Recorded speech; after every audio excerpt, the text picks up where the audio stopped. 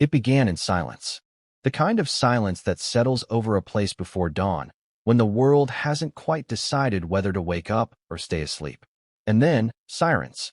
Blue lights cut through the fog that clung to the fields of Sandringham like a ghost refusing to leave. A stretch of the road, barely lit, slick with dew, was suddenly flooded with the cold glare of emergency vehicles. One car lay crumpled, its royal emblem shattered, its engine smoking softly into the night. Inside, a man who had served the royal family for more than 2 decades took his last breath before help could arrive. Before we continue, please hit the like button, subscribe to the channel, and turn on the notification bell for updates. He wasn't just a driver. He was family. And what followed in the next few hours would send shockwaves through Buckingham Palace, ignite rumors across Britain, and reopen painful wounds the monarchy thought had long been buried. But before we dive into the chaos that unfolded, let's ask the question that everyone's whispering behind closed doors. Was this truly a tragic accident, or something far more sinister hiding beneath the polished surface of royal security? Because as dawn broke over Sandringham, it became clear nothing about that night made sense. There's one thing the royal family understands better than anyone. Appearance is everything. When the world believes you're untouchable, even the smallest crack in that image can become a scandal that never dies. That's why this tragedy, this sudden loss, cuts deeper than headlines could ever show. The driver who died wasn't just another staff member in a palace uniform. He was the man who'd driven Prince William since his early days at Kensington Palace. Loyal, discreet, invisible by choice. Yet his death, so close to the estate, so sudden, has left a question echoing through every royal hallway. Who, if anyone, can truly be trusted? Hours before the crash, witnesses said the roads near the estate were eerily quiet. No sign of obstruction, no unexpected weather conditions, nothing unusual. Yet somehow, the motorcade veered off course, just a mile from the royal gates. The car spun, hit a tree, and rolled. The driver died instantly. The other passenger, an unnamed security aide, survived with injuries and has remained silent ever since. Silent or silenced? See, that's where this story takes a darker turn. Because according to a leaked internal memo, one that palace aides are reportedly desperate to suppress, the royal vehicle involved in the crash had undergone maintenance just 24 hours earlier. A routine check. A clearance. Everything should have been fine. But when investigators reviewed the logbook later, a single signature was missing. The final approval line. The signature that would confirm the car was safe to drive. And that's where things start to unravel. But let's rewind for a moment. The night before the tragedy, Sandringham was calm. William was expected to arrive early the next morning for a private family event, one the palace never officially listed on his schedule. Why? Some say it was to keep photographers away. Others say it was because the gathering itself wasn't supposed to happen. Whatever the reason, only a handful of staff knew the exact route. Yet someone, somehow, changed it. Now, if you know anything about royal logistics, you know that routes are planned down to the second. Traffic lights are timed. Security checks are cleared. Every turn is pre-approved by multiple departments. You don't just change the route. Not unless you have authority or an agenda. So how did this happen? Who gave the order? And why was it done without informing the backup convoy? There's a theory, and it's the kind that keeps even royal insiders awake at night, that this wasn't just a random mistake. Some believe the change in direction came from a last-minute text message to the driver. A message that mysteriously vanished from his phone records after the crash. Now, that might sound like speculation, until you learn that the security aide who survived told paramedics, moments after impact, that he saw the driver checking his phone just seconds before the collision. Those words never made it into the official police report. Why not? The palace has always maintained one golden rule. The royal family must never appear vulnerable. Every incident, every headline, every narrative must project control. But this time, control is exactly what they've lost. When news of the crash broke just after dawn, royal aides scrambled to contact the king. Charles was reportedly informed before sunrise. Kate Middleton, sources claim, broke down in tears as William received the call. Witnesses at the estate say he arrived within the hour. No security detail, no press entourage, just him, walking down the quiet path toward the wreckage with his head bowed. Imagine that moment. The heir to the throne, staring at the twisted remains of the car that carried one of his oldest friends. The man who'd driven him through every milestone, every public event, every private escape. And then the awful realization that maybe this wasn't fate. Reports say William spent nearly half an hour alone by the car before emergency services cleared the area. Some say he prayed. Others say he simply stood there, shaking. But everyone agrees on one thing. He hasn't been the same since. And neither has the royal household. Because just hours later, the palace released a short statement calling it a tragic accident during standard transport operations. No emotion, no details, no acknowledgement of the driver by name. And for the first time, the public noticed something off, an almost robotic tone from a family supposedly in mourning. But behind the palace walls, insiders were whispering something different. That this was the second near miss involving a royal vehicle in just 2 months.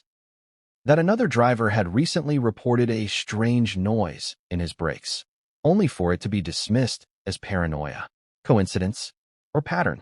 And here's where it gets chilling. Local police arrived on scene minutes after the crash, but so did royal security. According to an unnamed first responder, the moment they realized who was in the car, control of the scene shifted. Phones were confiscated, photos deleted. Even the black box recorder from the vehicle was handed directly to palace officials, not investigators. That's not normal protocol. And when you dig deeper into royal history, it's hard not to feel the echo of another tragedy that unfolded decades ago in Paris. Another car crash, another loyal driver, another night filled with unanswered questions. Could it be happening again? No one dares say it out loud, but the resemblance is eerie. The late Princess Diana's accident was shrouded in contradictions and missing evidence. Now, all these years later, William is facing the same haunting pattern, an unexplained crash, a loyal companion gone, and a story that doesn't add up. The difference is, this time, he's not a child watching from afar. He's the one at the center of it. So as the nation mourns the man behind the wheel, the whispers are growing louder. Was it simply fate that the royal convoy's lead car veered off at the last bend? Or did someone, somewhere, decide that a message needed to be sent? The palace wants closure. The press wants answers. And the people want truth. But the truth, as it turns out, is buried deep in the heart of Sandringham. A place that has seen centuries of royal joy and tragedy. A place where secrets don't stay hidden forever. Even now, investigators are re-examining dashcam footage from nearby roads. One frame, blurred and distant, shows something the palace doesn't want the public to see. Another vehicle's headlights, following the motorcade moments before impact. No one knows who was driving it. No one's come forward. And every time the footage is uploaded, it's taken down within hours. Strange, isn't it? Every royal crisis has its pattern: control, silence, distraction. But this time, it feels different. There's fear, there's hesitation, and there's something William said privately to a friend that haunts the people who heard it. He reportedly whispered, "It wasn't supposed to be him." What did he mean by that? That simple, cryptic sentence has fueled every theory imaginable. Some say he meant fate, that it should have been him in the car. Others believe he meant something darker, that maybe, just maybe, the crash wasn't meant for his driver at all. If that's true, then someone made a terrible mistake. And if it's not, then the heir to the throne may be standing on the edge of the same shadow that claimed his mother. You see, every royal tragedy comes with its own storm. But this one has a stillness that feels unnatural. Too quiet, too managed, too polished. The question is, why? What are they hiding? And who benefits from this silence? The story you're about to hear isn't just about one man's death. It's about loyalty, secrecy, and the cracks forming beneath the monarchy's carefully constructed facade. It's about the moments before disaster that no one saw, or that someone refused to see. And as you'll soon discover, the deeper you go into this mystery, the less accidental it begins to feel. Because buried within the wreckage of that car, and in the quiet grief of a royal family now in mourning, lies a trail of clues leading to something much bigger than a crash. Something that could shake the very foundations of the crown. But what came next would change everything. And no one saw it coming. The night before the crash began like any other. At least, that's what everyone keeps saying. But as the hours unfolded, it became clear that something beneath the surface wasn't right. There was a strange tension hanging in the air around Sandringham. Quiet, almost invisible, but heavy enough that those who were there still remember it. The staff said the atmosphere felt charged, like static before a storm. And maybe, in a way, it was. Picture this: the Royal Motor Pool, dimly lit under a crescent moon. The soft hum of security radios. The crunch of boots on gravel. The driver, a man whose professionalism had earned him royal trust for over 20 years, doing his final checks on the vehicle. Everything appeared normal. Routine. But that's the problem with nights like these. The most ordinary moments are often the ones right before everything falls apart. He was meticulous. Always had been. He'd once been known for keeping a small notebook in his breast pocket, logging every mileage figure and maintenance detail himself, even when palace technicians had already done it. A habit, he'd call it. Old military discipline. So when his colleagues noticed him frown while inspecting the left tire that evening, they didn't think much of it. He was always particular, always serious.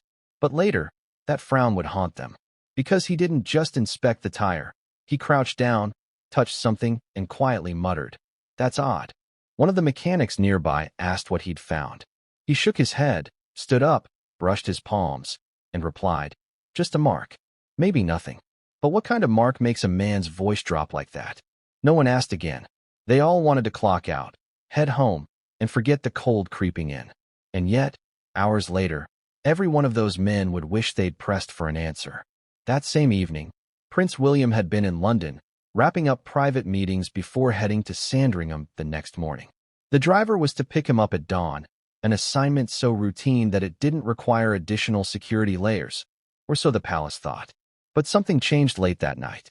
Around 10:47 p.m., an internal text circulated among the transport team. Route B in use tomorrow morning, clearance confirmed. No explanation, no signature, just a simple directive. The thing is, Route B hadn't been used in years. It was considered outdated, slower, and less secure. The kind of path you'd take if you wanted to avoid the press or avoid being seen. And here's where the contradiction begins. Official palace statements later claimed no such route change existed. But leaked internal logs tell a different story. The vehicle's GPS was reprogrammed manually just after 11 p.m. Someone had entered new coordinates, and it wasn't the driver. So who did it? Now, before we go deeper into that, let's talk about the man behind the wheel, because his story is what makes this tragedy so devastating. He wasn't a stranger to long drives, pressure, or even danger. As one former royal aide described him, he had that quiet bravery, the kind that made people feel safe. A veteran of the royal household since the early 2000s, he'd driven through protests, flash floods, and paparazzi chaos without flinching. But lately, those close to him noticed something had changed. He was more withdrawn, restless, the kind of unease that doesn't come from fatigue, but from knowing something you can't talk about. Just 3 nights before the crash, he met with an old friend at a pub in Norfolk.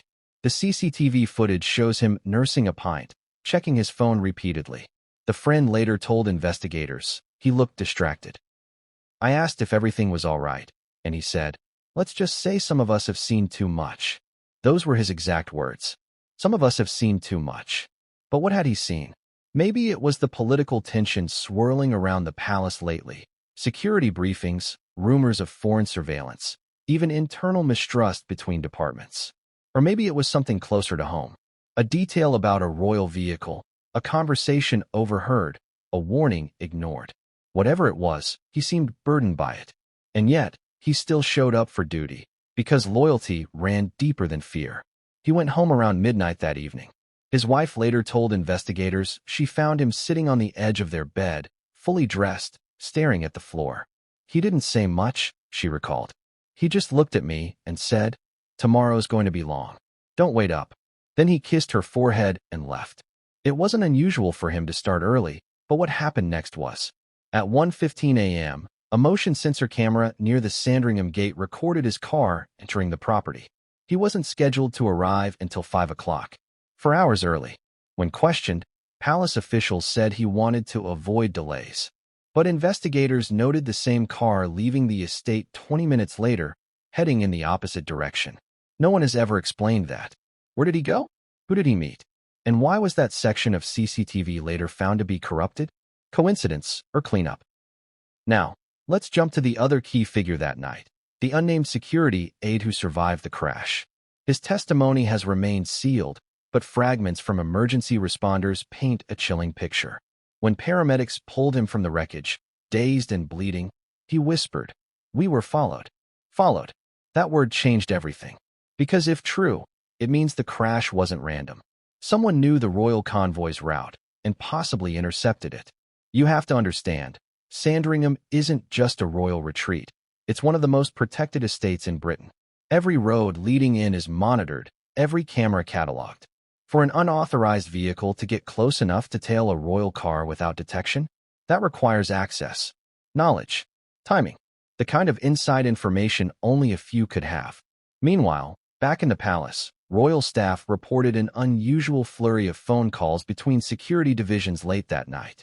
One call lasted nearly 14 minutes between a high-ranking aide and a private number traced to the outskirts of Norfolk. The palace has never identified who was on the other end. The call ended at 12:04 a.m. By 12:10, all internal communication logs for the transport department were wiped. Now, maybe that's a glitch. Or maybe it's something much worse. As the night wore on, the estate went still again. The driver returned to the motor pool, checked the vehicle one final time, and parked it near the service gate. Security logs show he entered a passcode at 4:12 a.m. and requested clearance for departure at 4:30. The car was spotless, refueled, and ready. He sat in the driver's seat for nearly 20 minutes before starting the engine. That small gap, 20 silent minutes in a dark parking lot, remains a mystery. Some speculate he was waiting for a call. Others think he was praying. But maybe he was deciding whether to go at all. A local farmer, driving home around 4:45 a.m., later told police he saw two cars leaving the estate, one black, one silver, traveling close together. The royal convoy wasn't supposed to have a second car that early. Who was in the silver vehicle? No registration plate was ever confirmed. No camera picked it up. But one frame from a roadside CCTV shows something strange. The silver car's headlights flashing twice, as if signaling. The black car responded. One flash, and then they both vanished into the darkness. Fast forward just 30 minutes, and Sandringham would never be the same again. Now, why does this matter? Because every accident has a sequence, a chain of events that explains what went wrong. But here, the links don't match. They twist, overlap, disappear. The kind of inconsistencies that make investigators uneasy and the public suspicious. For instance, the royal car's GPS data shows a speed reduction 30 seconds before impact. That's typical when avoiding something, a deer, a vehicle, debris. But the crash occurred on a straight, open stretch of road. No obstacles, no weather issues, just a sudden, sharp veer to the left. And that's not all. The airbags deployed a split second later than they should have. That's not speculation, that's data. According to the manufacturer's log, the system delay indicates possible tampering with the onboard diagnostics. Someone had altered the car's safety timing, remotely or manually. Now, who could do that? Someone with clearance. Someone who had access to royal vehicles the night before. Someone who might still be inside those palace walls. See, the deeper investigators looked, the more tangled the story became. Reports emerged that the driver had filed an anonymous complaint 2 weeks earlier, a warning about unusual maintenance practices within the Royal Motor Division. That complaint disappeared from records. Gone. The only trace is a time-stamped note from a junior officer, received and forwarded to oversight. No follow-up, no response. And that's where the emotional truth of this story really hits. Because for all the power, all the prestige, all the privilege, this man, who gave his life to the royal family, might have died trying to protect them from something they couldn't even see coming, or something they refused to see. Imagine being him that night, alone behind the wheel, headlights cutting through the fog, heart heavy with unspoken worry. Maybe he replayed his family's voices in his head. Maybe he thought about quitting after this run. Maybe he wondered if the risks had finally become too real. And then nothing. A single missed curve. A blinding flash of light. The shattering of glass and silence swallowing the rest. The moment it happened, witnesses say the estate lights flickered. A power surge. Coincidence?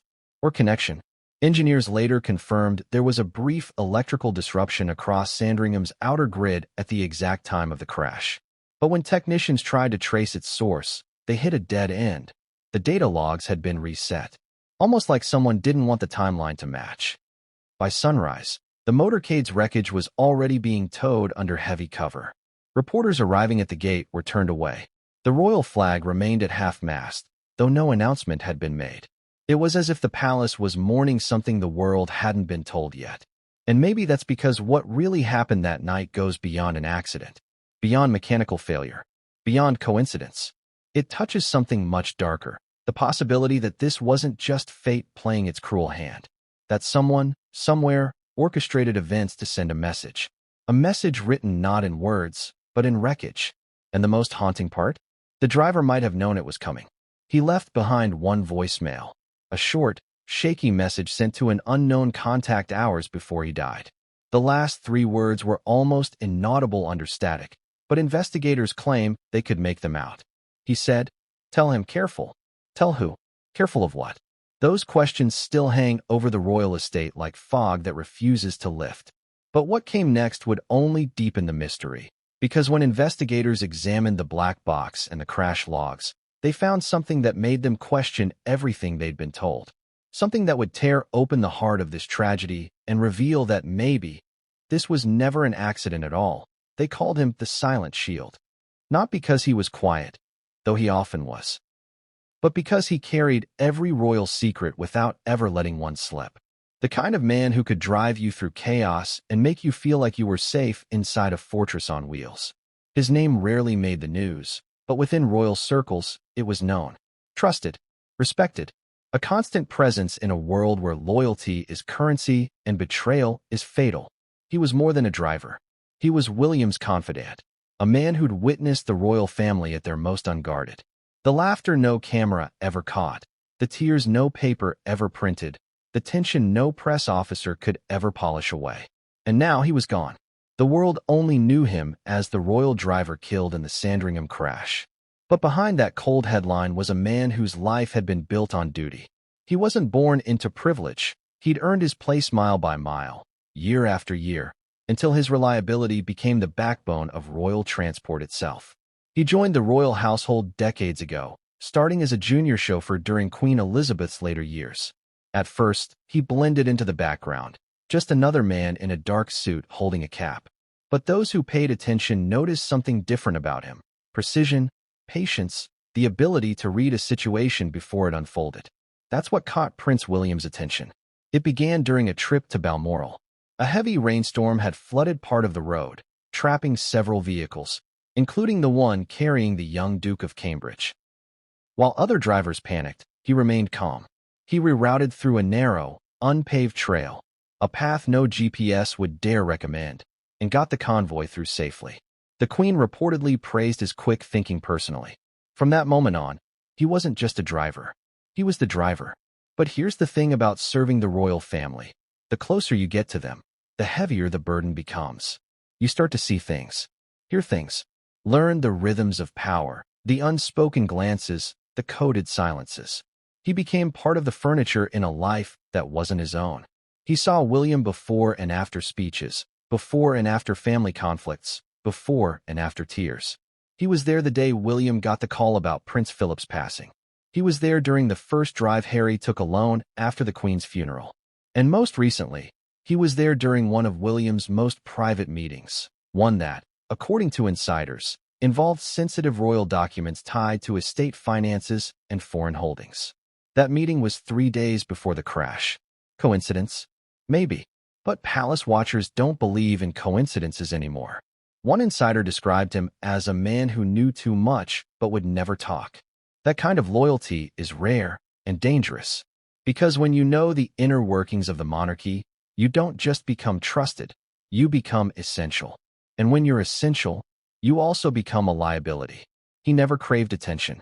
No social media, no interviews, no memoir waiting in the shadows. He didn't need validation. His pride came from service. And yet, according to a friend from the Royal Protection Unit, he'd recently begun to change. He'd started asking questions about his own job, questions no one expected from someone so loyal.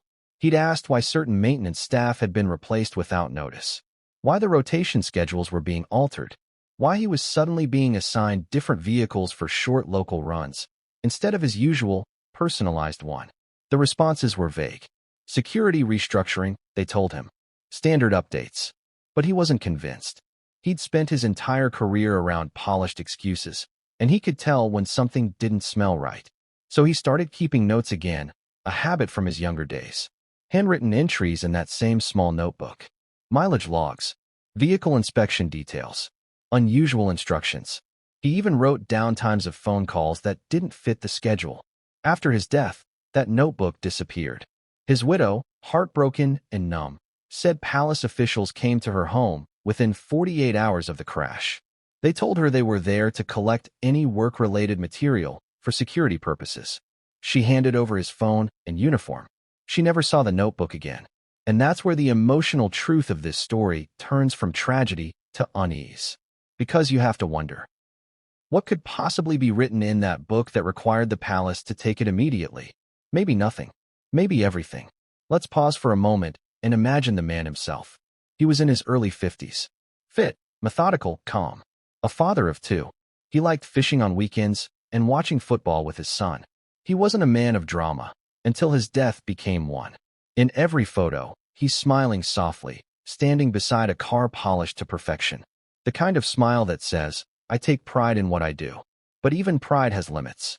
Friends say that in his final weeks, he seemed distracted. Once, during a short drive with a junior staff member, he reportedly said, if something happens to me, don't believe everything they tell you. The staffer laughed it off as a joke. It doesn't feel like a joke anymore.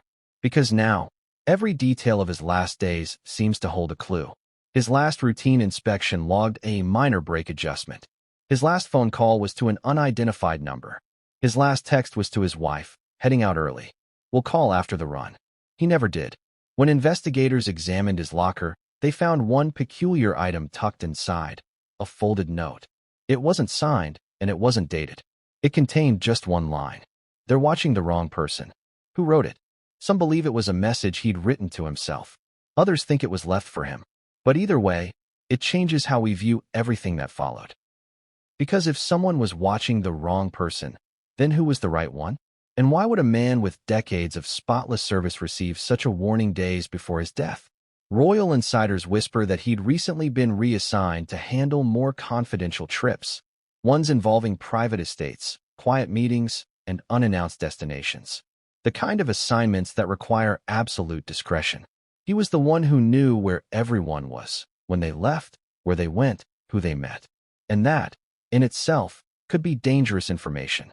In fact, one detail stands out. The night before the crash, he was scheduled to drive to Sandringham empty, no passengers. That's unusual for a man who usually chauffeured royalty directly. It's as if he was sent there for something else entirely.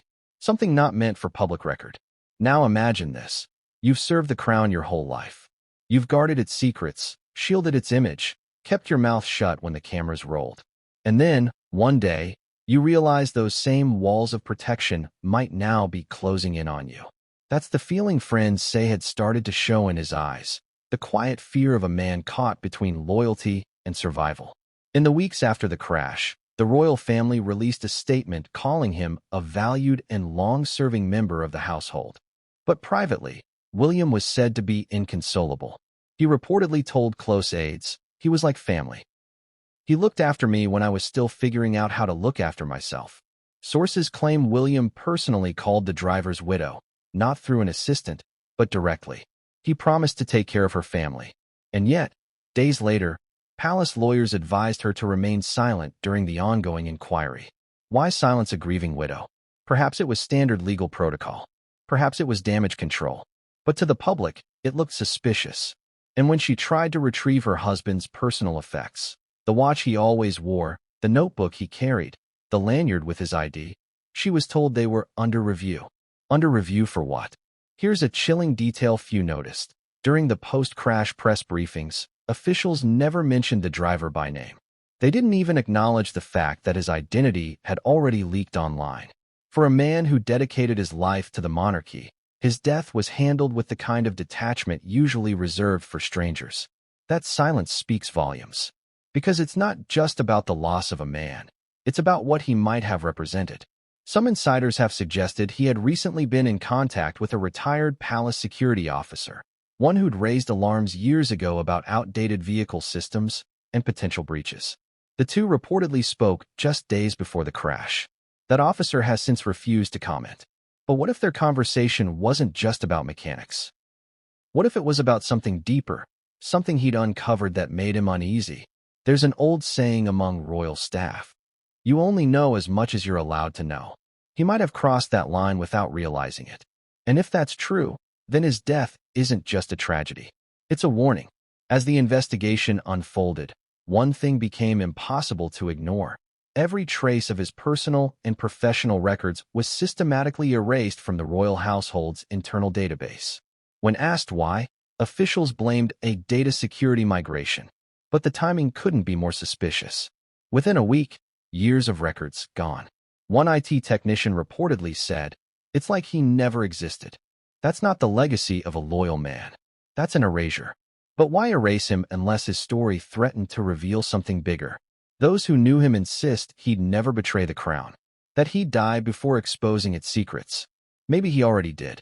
Because when you piece together everything, the note, the warning, the route change, the missing logs, it starts to look less like a random tragedy and more like the final act in a chain of silence that began long before the crash.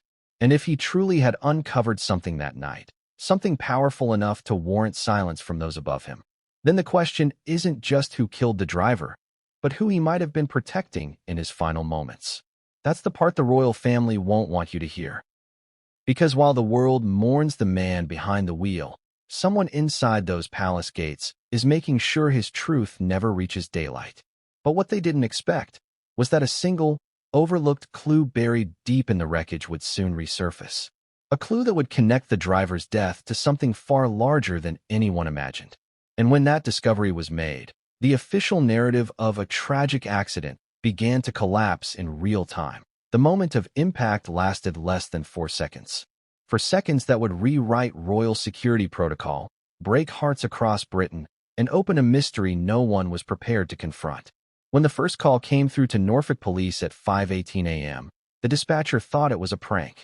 "There's a royal car off the road," the voice said, trembling. "It's upside down. Oh my God, it's the one with the crest." The line went silent, then returned with screams and the sound of shattering glass in the background. 5 minutes later, emergency vehicles were racing down the narrow country road leading to the Sandringham Estate. Blue lights reflected off hedgerows and mist. The dawn was breaking, but slowly, almost unwillingly. What they found didn't look like any ordinary crash. The royal convoy vehicle, a black Range Rover modified for maximum security, was lying on its side, crumpled against a tree. The engine hissed. The windshield was fractured in a spiderweb pattern. A faint trail of smoke curled from the hood. Nearby, a second vehicle sat awkwardly on the verge. A security car, undamaged but stopped at a strange angle.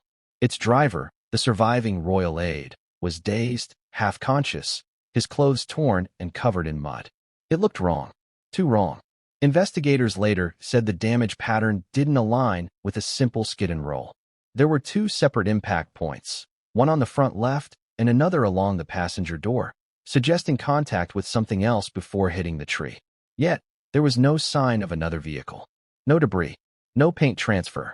How could a car show evidence of a collision when there was no one else on the road? And then there was the strangest detail of all. The driver's seatbelt was still locked. That shouldn't be possible after a full rollover. Experts said the belt mechanism should have disengaged on impact, but it hadn't. It was jammed, as if something had held it tight, trapping him in place. Coincidence? Or control? Police bodycam footage, later classified, showed a team of paramedics trying to cut him out. One of them reportedly muttered, "It's like this thing's welded." Another whispered, "Get him out before they get here." They didn't mean the police. They meant royal security. Because barely 20 minutes after the first responder arrived, black SUVs with tinted windows rolled up to the scene. No markings, no plates, no hesitation. Royal protection officers emerged, flashing credentials, and immediately took over. From that moment, everything changed. The site became a fortress. Phones were confiscated. Photos were deleted. And when local journalists tried to approach, they were pushed back.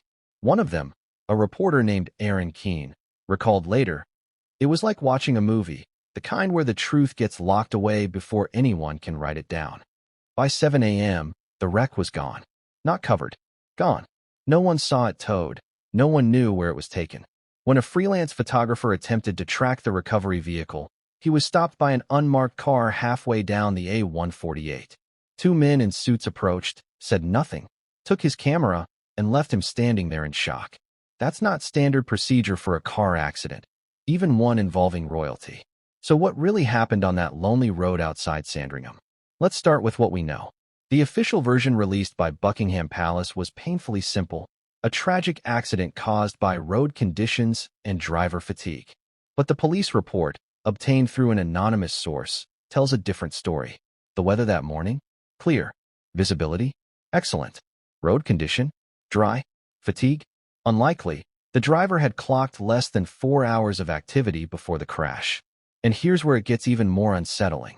According to the black box data recovered later, the vehicle's acceleration pattern was steady, smooth, and controlled until the final 8 seconds. Then, suddenly, a sharp left turn. No braking. No swerve correction. No horn. It was as if the steering wheel had been jerked from the driver's hands. But by whom? Or what? Experts who reviewed the data noted something strange. A microsecond delay between the steering input and the engine response. That kind of lag suggests interference with the car's control module. In plain English, the vehicle may have been hacked. Now, that sounds like something out of a spy thriller, but this wasn't just any car. The Range Rover was a modified Royal Fleet model equipped with advanced GPS and encrypted telematics, the same technology used to track diplomatic convoys. That means someone, somewhere, had access to its internal systems. And if you're thinking that sounds impossible, think again.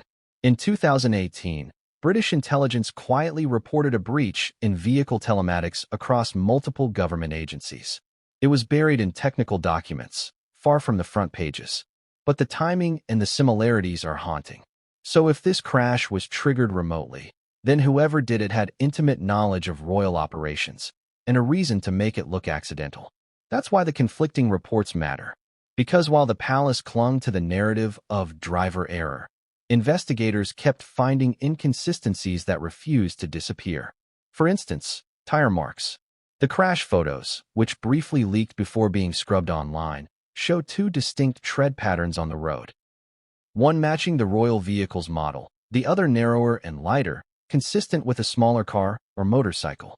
Yet no such vehicle was reported at the scene. So where did it go? Local residents reported hearing an engine rev seconds before the crash, followed by silence, then a loud thud. One farmer told police he saw a flash of silver dart past his window moments before impact.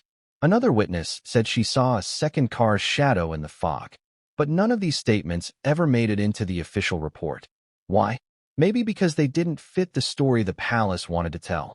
Even stranger, investigators from the coroner's office later revealed that the car's emergency transponder, the automatic distress signal, never activated. Normally, that system triggers the moment airbags deploy. But in this case, it was manually switched off. That means someone disabled it, either before or immediately after the crash. Which begs the question, who got there first? Because according to time logs, the first police response was recorded at 5:18 a.m., but the Royal Protection Convoy was on scene at 5:24.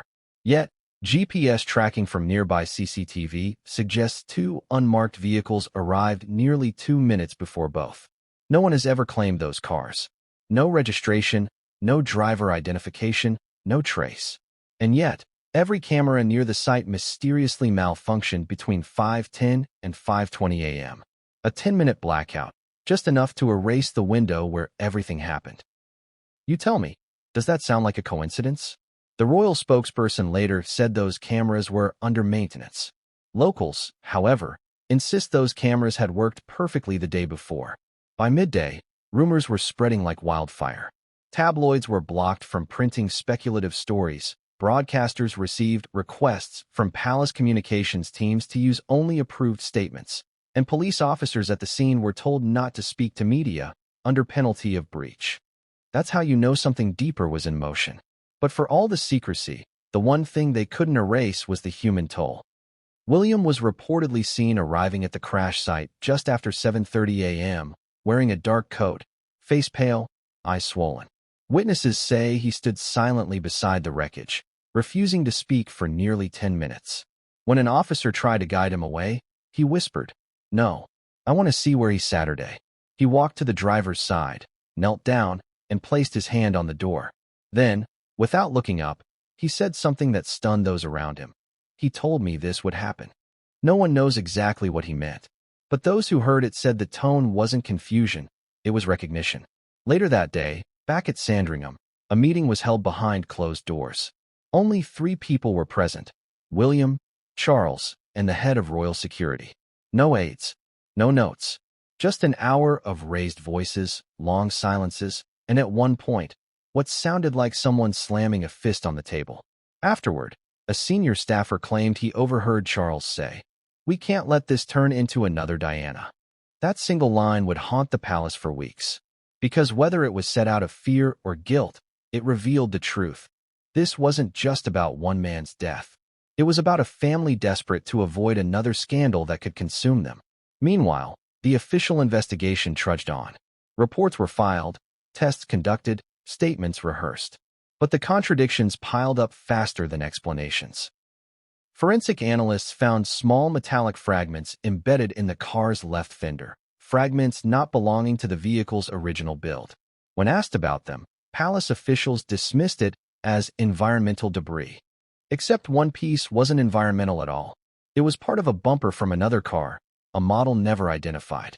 And when journalists tried to follow the lead, they received legal warnings. Some backed off. Others didn't. One of them, a young reporter from The Guardian, kept digging.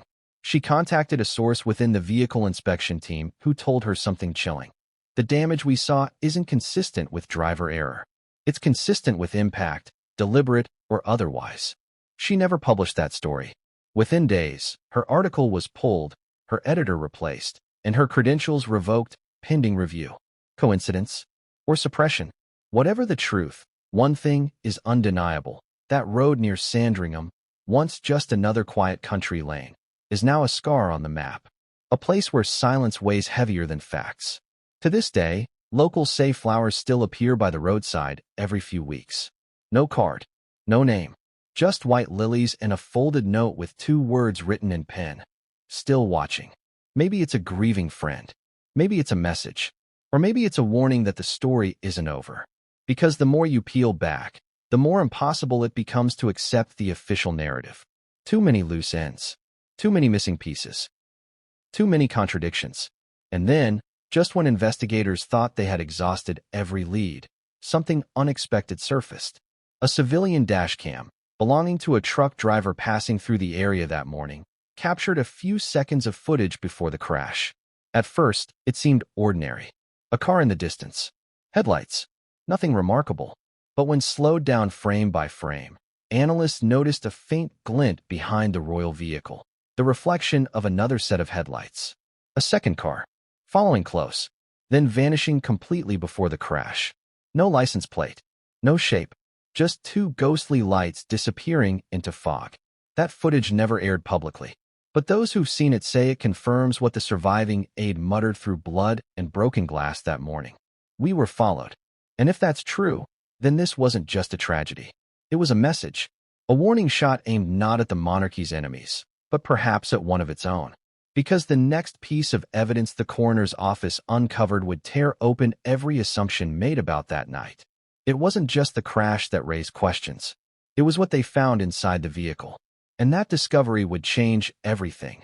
Again, the news reached Buckingham Palace before it reached the public. At precisely 6:03 a.m., a call came through to the Royal Communications Office. The words on the other end were short, urgent, and heavy. "There's been an incident. It's serious." He didn't make it. Within minutes, alarms weren't just ringing in Norfolk. They were ringing inside the walls of power. The palace, the Sandringham staff, Clarence House, Kensington, all of them connected in a sudden chain of panic and confusion. Phones buzzed, corridors echoed with hurried footsteps, and the usual calm of royal mornings was replaced by the electric chaos of crisis control. At 6:12, Prince William's private secretary was already drafting the first briefing. The goal: minimize shock, control the narrative, get ahead of the press. The wording mattered more than the truth.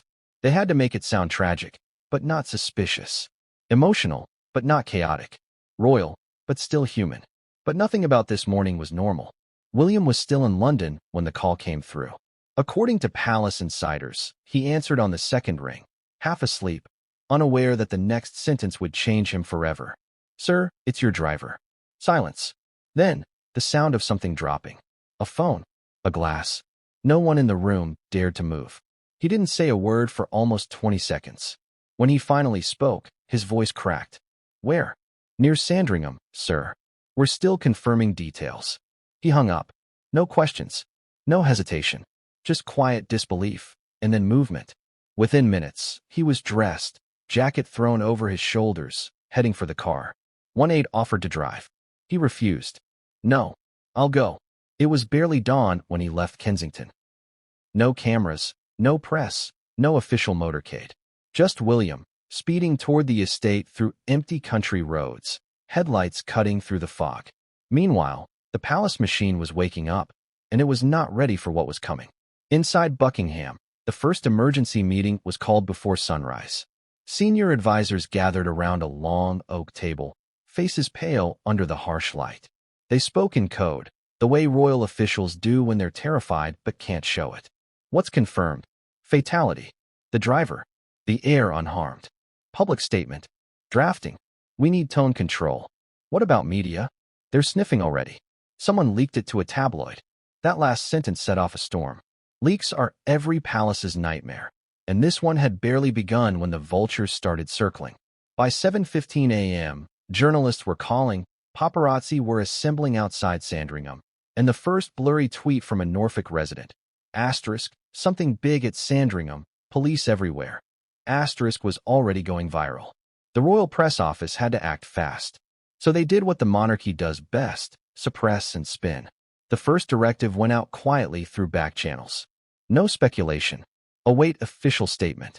Confirm fatality, but nothing more. Then came the second. All unauthorized images to be removed. Legal intervention if necessary. Within an hour, social media posts mentioning the wreck started disappearing. Accounts that had shared photos found their posts taken down under content violation. News agencies who tried to run early stories were suddenly hit with calls from royal lawyers. Every trace of what really happened on that road was being wiped before it could surface.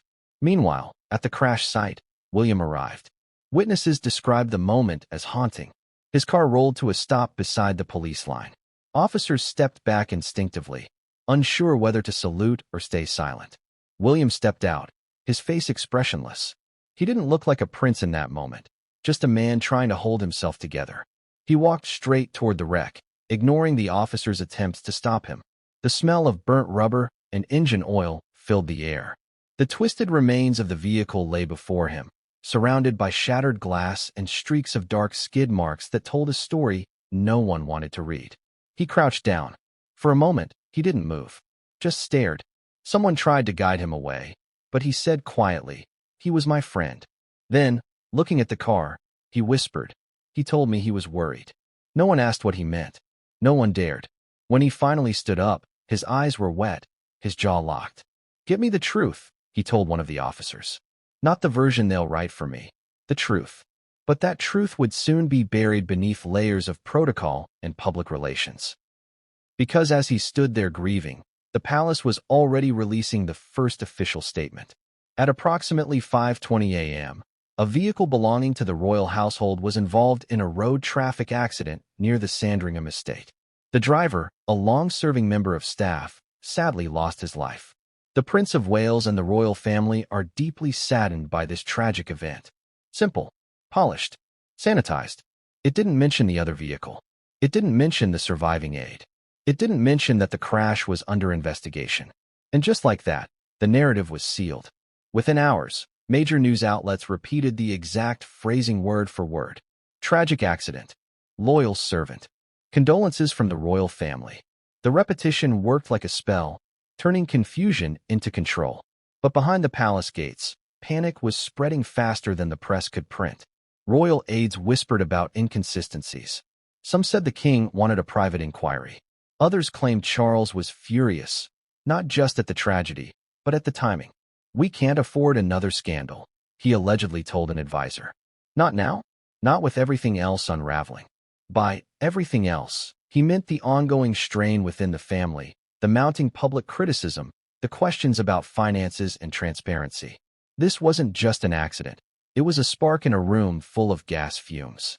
So the order came down from the top. Lock it down. That meant silence. That meant control. That meant fear. Every member of staff connected to the Royal Motor Division was told not to speak to anyone outside their chain of command.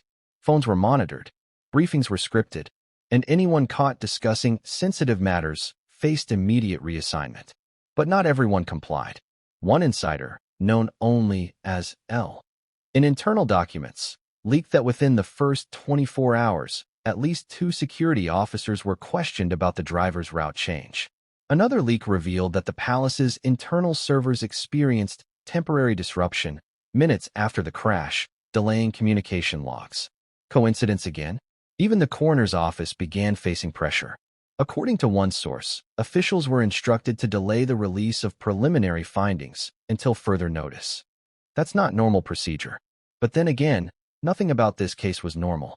Meanwhile, the press was growing restless. They could sense something was off. One journalist from Sky News questioned the timeline on air. If the crash happened at 5:20 a.m., why did it take nearly 2 hours for the palace to confirm it? The broadcast was cut short mid-sentence. By evening, the Royal Communications team had issued a new memo. Any speculation regarding causes or external involvement is strictly unfounded and may constitute defamation. It was more than a warning. It was a muzzle. The next day, the front pages of every major paper told the same sanitized version of events. Royal family in mourning after tragic crash. The photos were respectful, the tone subdued. But beneath the surface, editors were seething. They knew they were being handled. Some resisted quietly. A small independent outlet called the Norfolk Ledger published a short article questioning the speed of the investigation. It was up for less than 6 hours before being pulled. Their website later issued an apology for inaccuracies. But insiders say the only inaccuracy was that they got too close to the truth. Behind the press blackout, something else was happening. Royal staff began noticing unusual activity around Sandringham. Increased security patrols. New access restrictions. Even the estate's gardeners were suddenly required to sign non-disclosure agreements. It was as if the land itself had become classified. And in the midst of all this, the driver's widow, still grieving, still waiting for answers, was contacted by palace representatives. They offered condolences, financial support, and a carefully worded request. "We ask that you refrain from public comment during this sensitive time." She agreed for a while. But grief and silence don't mix. A week later, she reportedly told a friend, "They're hiding something. My husband was scared before that drive. He told me something felt wrong. And now they're pretending it was nothing." Her words would later resurface in an anonymous email sent to an investigative journalist. An email that would become the first crack in the wall of secrecy surrounding the crash. But that's getting ahead of the story. Back in the palace, a different storm was brewing. William's grief had turned into frustration. He demanded daily updates, pushed for transparency, and clashed with his father over how the situation was being handled. Charles wanted discretion. William wanted answers. The tension between them, once whispered about in gossip columns, now exploded behind closed doors. At one meeting, William reportedly slammed his fist on the table and said, "If you cover this up, you'll destroy what's left of us." The king didn't respond. He simply walked out. That silence spoke louder than any denial. Because deep down, everyone inside those gilded walls knew what this was. A race against time to control the story before it controlled them. And yet, despite the censorship, the leaks, the silence, truth has a way of slipping through cracks. Because just as the Royal Communications team thought they'd regained control, something unexpected happened. A journalist from the Norfolk Chronicle received an anonymous package containing 3 photographs. Grainy, low resolution, taken at dawn. One showed the wrecked vehicle before it was removed. The second showed skid marks on the road, 2 distinct sets. And the third, The third showed a shadowy figure standing near the crash site, moments before emergency services arrived. No one could identify who it was. No uniform. No reflection. No explanation. The journalist never published them. He disappeared from the paper within a week. But those images didn't vanish. Copies were made. Quietly. Secretly. And when one of them eventually reached the hands of a foreign journalist months later, it reignited every question the palace had fought to bury. Because the truth about what happened that morning wasn't going to stay hidden forever. Someone out there knew exactly what caused that crash. Someone with access. Someone who had something to lose. And the next person who tried to expose them would pay a heavy price for even trying. Because the man who took those photos wasn't just a reporter, he was a whistleblower. And before long, he'd find himself running for his life. He didn't mean to become part of the story. He only wanted to tell it. The man who took the photos near Sandringham that morning wasn't a famous journalist or an undercover investigator. His name was Ethan Ward, a freelance photojournalist from Norwich, known for covering small-town politics and royal charity events. He wasn't hunting for scandal.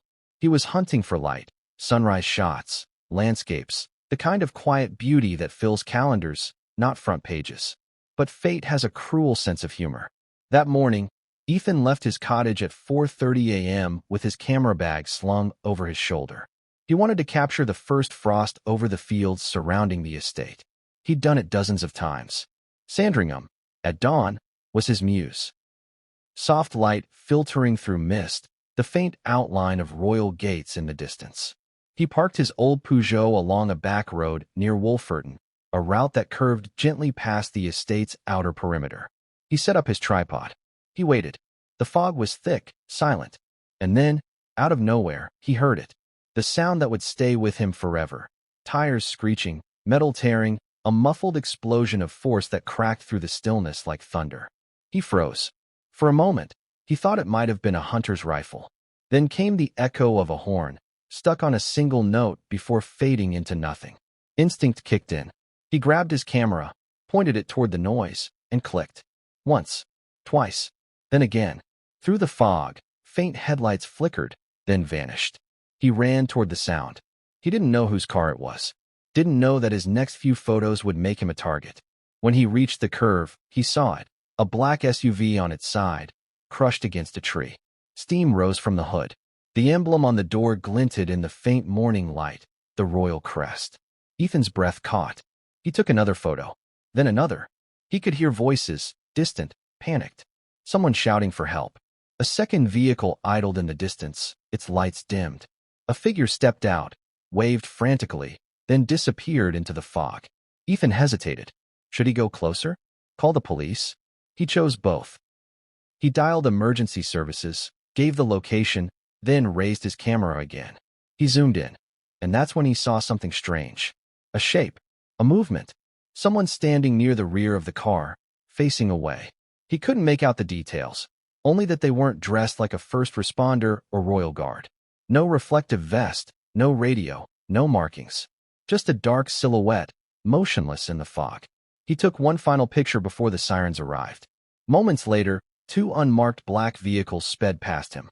He stepped aside, raising his hands. One of the cars stopped. A man in a dark suit rolled down the window and stared at him.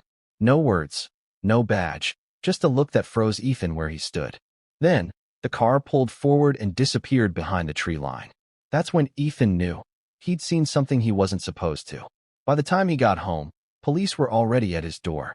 Two plainclothes officers asked to see his camera to assist with the investigation. They assured him it would be returned within days. Trusting them, he handed it over. Days turned into weeks. No one called. When he finally tried to follow up, the number they'd given him was disconnected. And then, strange things began happening. His phone started freezing mid-call. His laptop camera light flickered on without reason. Once, he came home to find his front door slightly open, though nothing appeared stolen. He knew he wasn't paranoid. He was being watched. So he did what journalists do when they're scared. He made copies. Unbeknownst to anyone, Ethan had already uploaded the photos to a cloud drive before the officers arrived. The images were low quality, taken through fog, but they were powerful. And one of them, the last one, showed something unmistakable. a person standing near the crash site moments before help arrived. He sent the files to a trusted friend at a small London-based investigative outlet called The Circuit. He didn't include names, just a message. If anything happens to me, release these. That was the last time Ethan ever contacted anyone from that account, because 3 days later, he vanished. No missing person report, no search, nothing. According to neighbors, he left his cottage one morning with a duffel bag and never came back.